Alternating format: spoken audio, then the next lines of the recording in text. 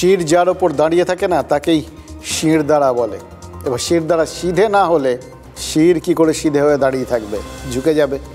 আর শিরদাঁড়াটা সিধে রাখতে পারলে তাহলে তো অনেক কিছু বদলে দেওয়া যায়, হারের মুখ থেকে ফিরে আসা যায়।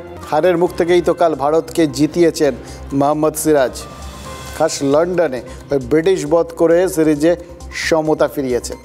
সোশ্যাল মিডিয়া বিস্তর লেখালেখি চলছে, আপনারা দেখছেন আর কি। অনেকে বলছেন এই সিরাজ মানে ওই সিরাজের বল আর সিরাজের বিরিয়ানি, এই দুটোর মধ্যে কোনো তুলনা হয় না আর কি, মানে দুটোরই কোনো তুলনা হয় না।